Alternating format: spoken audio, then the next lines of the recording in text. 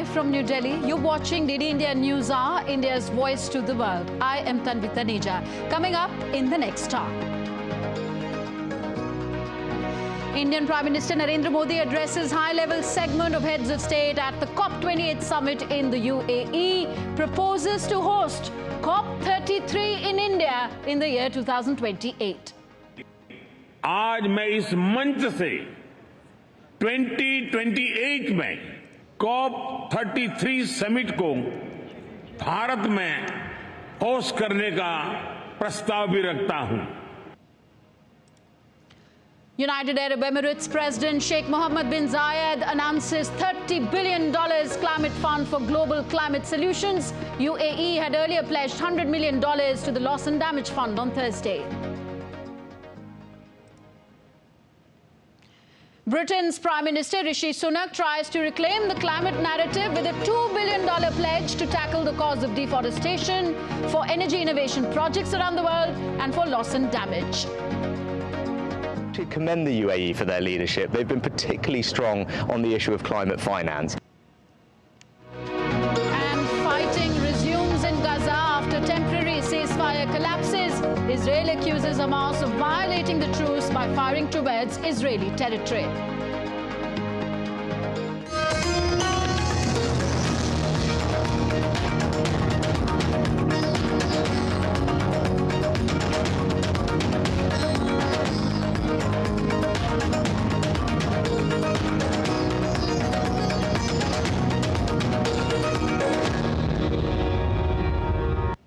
So up first, news from the COP28 summit that is underway in Dubai. Indian Prime Minister Narendra Modi has said that India is committed to the UN framework for climate change process. The Indian Prime Minister also proposed to host the COP23 summit in the year 2028 in India. Bharat UN framework for climate change process के प्रति प्रतिबद्ध है, इसलिए आज मैं इस मंच से 2028 में COP33 समिट को भारत में होस्ट करने का प्रस्ताव भी रखता हूं। मुझे आशा है कि आने वाले 12 दिनों में ग्लोबल स्टॉक टेक की समीक्षा से हमें सुरक्षित और उज्जवल भविष्य का रास्ता मिलेगा। Prime Minister Narendra Modi also took part in the ceremonial opening of high-level segment of heads of state at the COP28 in Dubai earlier today. Prime Minister Modi stressed that India is one of those few economies of the world that is on the path to meet the nationally determined contribution targets, NDC targets. The Indian Prime Minister launched a new initiative at the COP28. It's called the Green Credit Initiative for the Carbon Credit Commercial Market. This initiative will also include people's participation to increase the carbon sink. आज मैं इस forum से एक और pro planet, proactive और positive initiative का आह्वान कर रहा हूं। यह है ग्रीन क्रेडिट इनिशिएटिव। यह कार्बन क्रेडिट की कॉमर्शियल मानसिकता से आगे बढ़कर जन भागीदारी से कार्बन सिंक बनाने का अभियान है। मैं उम्मीद करता हूं कि आप सब इससे जरूर जुड़ेंगे।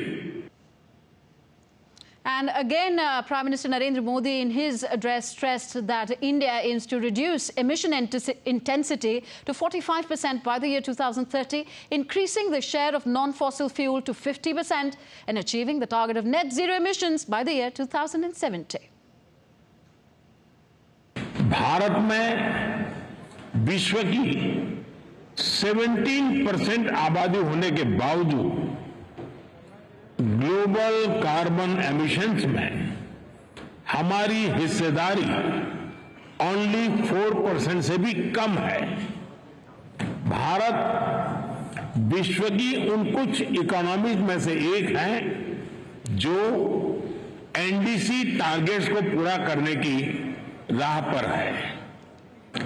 एमिशंस इंटेंसिटी संबंधी टारगेट्स को हमने 11 साल पहले ही हासिल कर लिया है।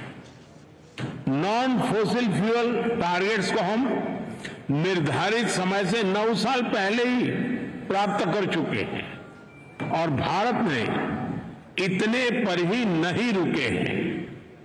हमारा लक्ष्य 2030 तक एमिशंस इंटेंसिफाई को 45% घटाना है। So now Prime Minister Narendra Modi is scheduled to address the Green Credit Program and the Lead IT initiative at the COP28 climate conference later in the day. Earlier, in an interview to a UAE-based newspaper, Al-Ittihad, Prime Minister Modi highlighted some of the steps taken by India to tackle climate change. Prime Minister Narendra Modi said, India and the UAE stand as partners in shaping a greener and more prosperous future. India and the UAE share enduring relations to provide support to the International Solar Alliance's Global Solar Facility. India and the UAE have emerged as leaders in global renewable energy efforts, the article said, and climate action must be based on equity, climate justice, shared obligations and shared capacities. The Indian Prime Minister wrote further in the article that we all must ensure the development priorities of the Global South are not compromised. And the fact that enduring relationship is found on multiple pillars and the dynamism of the ties is expressed by the comprehensive strategic partnership shared by the two countries. And this cooperation between the two countries spans the entire energy spectrum with a strong focus on sustainability. India's mission for Lifestyle for Environment, Mission Life, was also given emphasis in the article. It is an initiative to motivate the world to adopt environment-friendly practices. During India's G20 presidency, India has ensured that particular attention be paid to climate change. This is what the article further said. And at COP26, India presented the Panchamrit, 5 ambitious commitments of India towards global climate action. Speaking at the opening session of the World Climate Action Summit, COP28, UAE President Sheikh Mohammed bin Zayed announced establishment of climate fund of $30 billion. The fund is designed to bridge the climate finance gap. The UAE President said that the objective is to stimulate $250 billion of investment by the year 2030. When we committed to hosting COP28, we pledged to bring the world together to unite, work and deliver. We are finding practical ways to accelerate the world's transition to low-emission growth economy. The lack of readily available and affordable climate finance has long been one of the biggest obstacles in advancing climate action globally. Therefore, I am pleased to announce the establishment of a $30 billion fund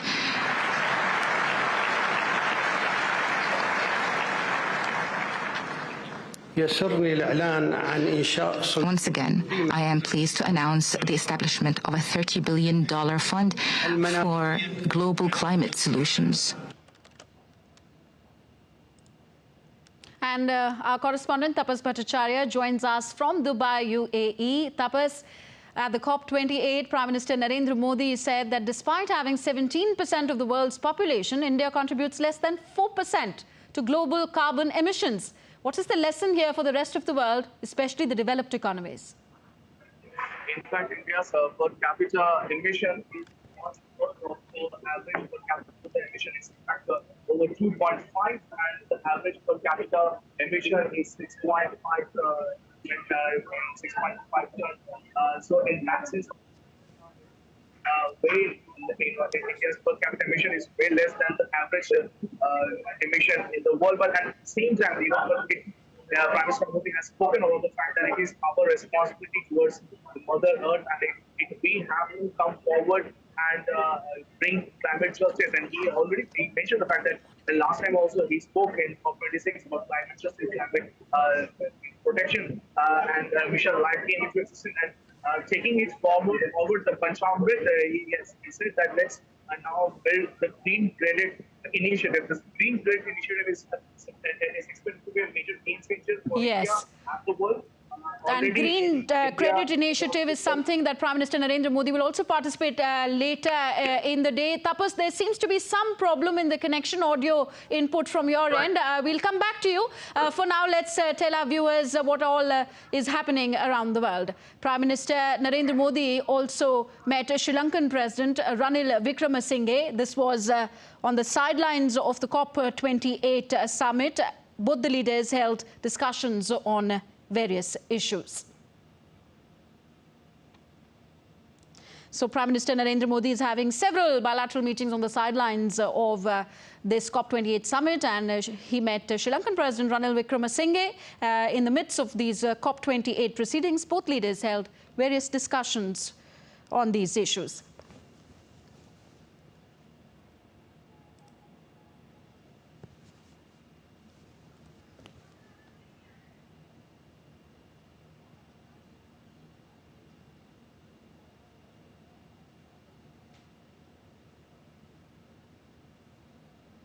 Prime Minister Narendra Modi held bilateral talks with the UN Secretary General Antonio Guterres in Dubai on the sidelines of COP28. PM Modi lauded United Nations support in India's G20 presidency.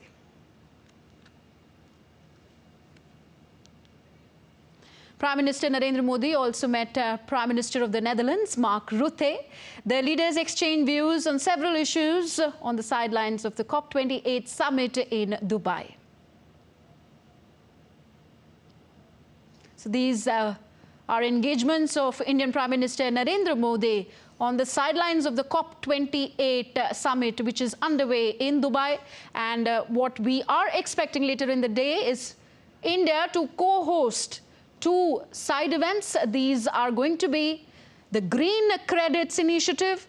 It is an initiative that envisions the green credits for plantations on waste and degraded lands and the river catchment areas to restore their vitality. The other event that is going to be hosted by India and Sweden is the Leads IT 2.0, that is Leadership for Industry Transition. Now, this initiative fosters collaboration among decision makers, bringing together both the public and private sector with the objective of accelerating industry transition to net zero emissions. So a lot is happening in Dubai. Our correspondents are there to tell us the latest from COP28. And for now, Prime Minister Narendra Modi has attended this opening session where he has proposed to host COP33 in India in the year 2028. You're watching DD India. News are still to come on the show.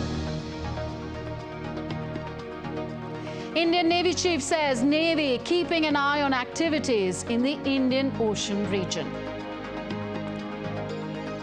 And India's Border Security Force celebrates its 59th Raising Day today.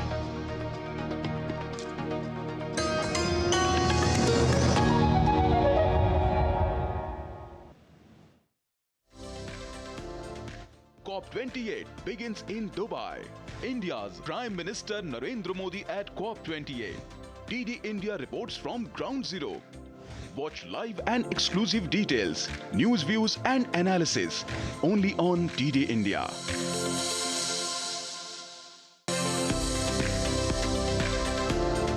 COP28 begins in Dubai. India's Prime Minister Narendra Modi at COP28. DD India reports from Ground Zero. Watch live and exclusive details, news, views and analysis only on DD India.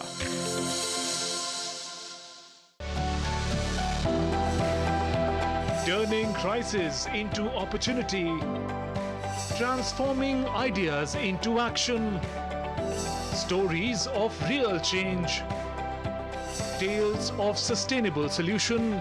This series is going to tell stories of such change makers. Watch Change Makers on DD India.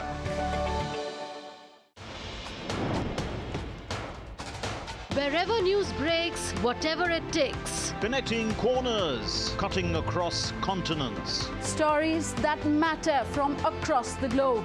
Accurate, authentic journalism that serves you right. From politics to glamour, from sports to world affairs, with a fusion of aesthetics and substance. Introducing news in a new avatar. Experience the world through a new lens. Stay tuned to DD India for an exciting journey beyond borders.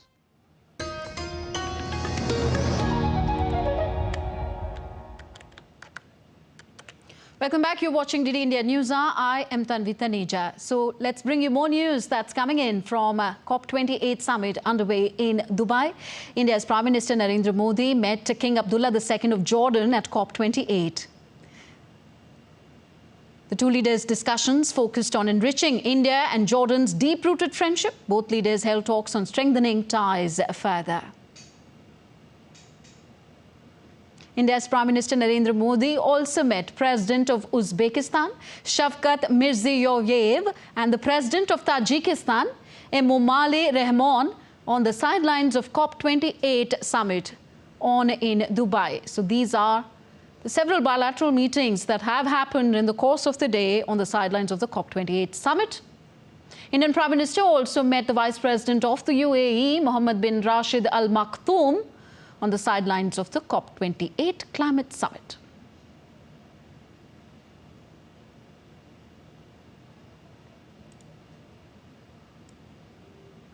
And let's now try and connect to my colleague joining me from Dubai, Shishir Shelar. Shishir, Prime Minister Modi spoke of the Green Credit Initiative at his opening address of the heads of state there in Dubai just moments ago.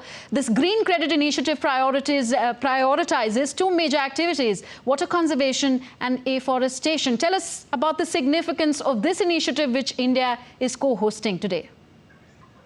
Well, absolutely. If you look at the initiative that the government is focusing here, especially in COP28, is three important major initiatives, and one among them, of course, that we are just mentioning right now, this Green Credit Initiative.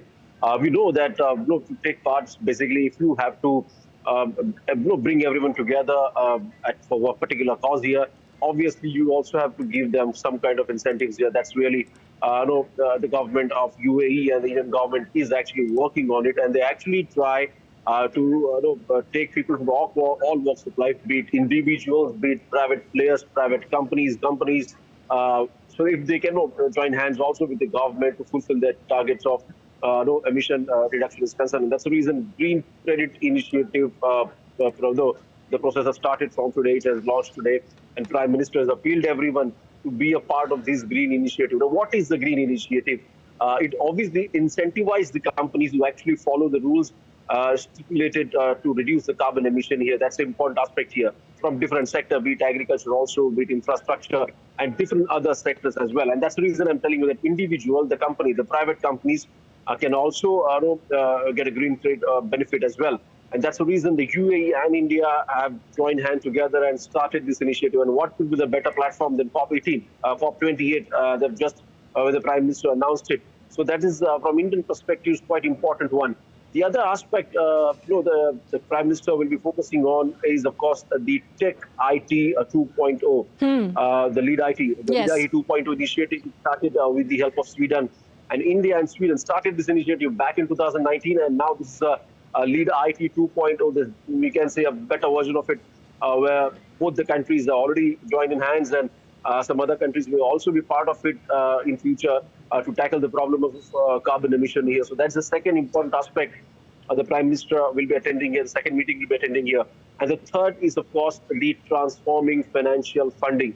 Well, since beginning, we have seen that India is quite clear about its stand that if we want to bring a lot of change, especially with the developing countries as well, then we have to give them certain amount of consideration. Technical expertise is concerned, we have to provide them along with the fair amount of money share also or funding as well. And obviously, developing countries has more responsibility towards this particular initiative here. Because rightly, when this COP28 summit started in the morning, we've just heard these words from the Secretary General of the United Nations. He stated that the developing countries is not a cause because of this pollution here, or probably the issue of climate change, but still they are actually taking responsibility of it. And obviously now the developed countries have to come forward and to help the developing countries. So that's the important aspect that UN Secretary General have mentioned in his speech here. And that's the reason when we talk about these funding aspects, when it comes to climate change, then we should have to consider the developing countries as well. Because most of this country don't have access to a proper technological advancement. And here, most of the developed countries can come into picture. They can extend the technical support as well as the funding required to carry out certain operations in their own country. India is doing their bit, taking small steps every now and then. For example, if you look at the entire last 5 years, India has set the target till 2013, because we know that in Paris Agreement, India has set a very ambitious target here and have stated that it will fulfill a promise probably in the next few years. And in just a matter of 8 to 9 years, India almost is achieving the targets here. As far as if you look at if you listen to the Prime Minister's words itself, the Prime Minister in his address is mentioned that India contributes less than 4%. If you look at the population, it's quite large in number, and that's the reason the carbon emission currently India is having is almost 4%, which is quite less. Going forward, again, the important aspect the Prime Minister has mentioned that the collective efforts is quite important here. Why Prime Minister is putting upon this fact is, of course, until and unless the developed and developing countries both comes together, we cannot solve the menace of climate issues. And that's the reason the collective effort from both the sides is required here. Obviously, the responsibilities are different of the developing countries and the developed countries. Each country will have to understand its own responsibility and have to carry out, take the stringent actions in near future. Right. Shishir, COP27 in Egypt was all about agreement of the setting up of the loss and damage fund. Now, COP28 has begun actually with $475 million roughly being pledged for the operationalization of this loss and damage fund for developing countries. Your take on this financial commitment and the fund itself? Well, absolutely, Tanvi. You know that exactly when last year, when loss and damage fund announcement was made in COP27, there were actually a lot of speculation about some of the countries there, and especially as far as the developed countries there, that how exactly the developed countries will contribute to this particular fund here. It's been 1 year now, and we have seen a very little progress into it. But of course, there is still a lot way to go here. And in this particular year, India has also been quite, voice-force about this particular initiative, that why developed countries are not contributing it, because it's the right time that they should, come into the picture and help the developing countries to come out from the climate change issues here. And that's the reason, that's the important one aspect that country is focusing on. Currently, we can see that some of the countries have agreed to contribute in this particular fund. But this is quite, at this point in time, if you look at the fund overall, which is quite less in numbers. Yes. Going forward, we may expect that more and more countries can come forward and be a part of this entire cause here and contribute more towards loss in and fact, damage I was about to ask you that, yes, loss and damage fund seems not actually there of the $100 billion commitment, but what the UAE President has also announced today for giving $30 billion climate fund for global climate solutions. So definitely the ball has been set rolling. So one hopes that it further gives, impetus to further investments for climate action, climate solutions worldwide. We leave this discussion here for now. Shishir, thank you very much for those updates from your end in Dubai. Now, delegates at COP28 received a sweet surprise upon entering the hall today. These were complimentary chocolates with a crucial message. The wrappers had a message written on them. It encourages them to collaborate in achieving the target of 1.5 degrees Celsius of global warming. The proceeds from purchasing these chocolates in Europe will contribute to planting more trees worldwide. DD India correspondent Tapas Bhattacharya has more.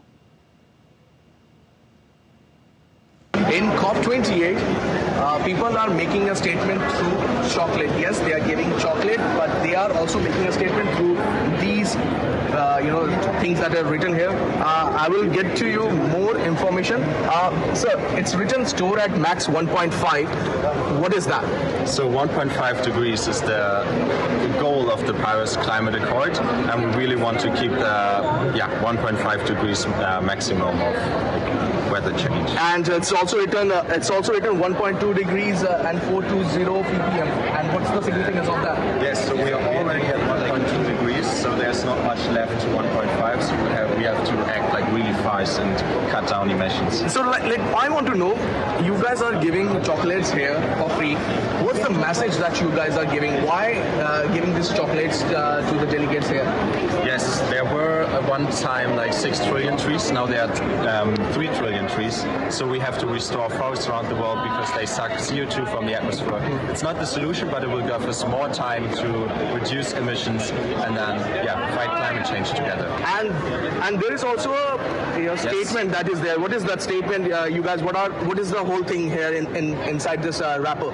Yes, so this is the statement we have to delegates. It basically says that we need to restore the forests around the world and that we have to act really fast to fight the climate crisis. So you see, these are the manner in which chocolates is bringing a major change in COP28. The delegates are getting these chocolates for free, but this is how they are making a statement in the world: plant more trees and stop cutting trees. And that's the only way you can restore carbon emission in the environment. With Person Jashiv, this is Tapush Bhattacharya for DD India from Dubai. And from Dubai to New Delhi now, India will host the 8th edition of the Global Technology Summit in the capital. From December 4th to December 6th, the theme of this year's summit is Geopolitics of Technology. The Global Technology Summit is India's flagship event on geotechnology. This Global Technology Summit 2023 will feature around 100 speakers and thousands of participants, including policymakers, industry experts, academicians, technocrats and innovators from India and across the world. Besides India, ministers and senior government officials from several countries, including the United States, the United Kingdom, Germany, Singapore, Sierra Leone, Sri Lanka, Kenya, Lithuania, Brazil and the European Union will participate in the summit. The summit will also see participation from students and young professionals from India and the South Asian region. This Global Technology Summit 2023 will discuss the impact of emerging technologies on geopolitics and policy issues, the impact of critical technologies on cross-cutting policy issues related to digital public infrastructure, export controls, data protection, and national security will also be discussed in this summit. Now, Indian Navy Chief Admiral R. Hari Kumar conducted the annual press conference ahead of the Navy Day celebrations. The Navy Chief addressed the concerns of Chinese and Pakistan's navies conducting joint naval drills in the Indian Ocean region and said that the Indian Navy is putting all-out effort to ensure the safety of Indians who are detained in Qatar. China may have a legitimate reason to be present in the Indian Ocean region for economic activities. But what we, as the resident naval power in the Indian Ocean, we keep an eye on what all is happening there. We try to keep the extra-regional forces which are present in the region under surveillance, and we would like to know what are their activities, what are they engaged in, and what are the intentions. We are aware of all the happenings that are taking place. India's Border Security Force is celebrating its 59th Raising Day on December 1st. That's today. This year, the force will complete 58 years since its establishment in the year 1965. India's Home Minister Amit Shah attended the 59th BSF Raising Day parade that was held in the central state of Jharkhand.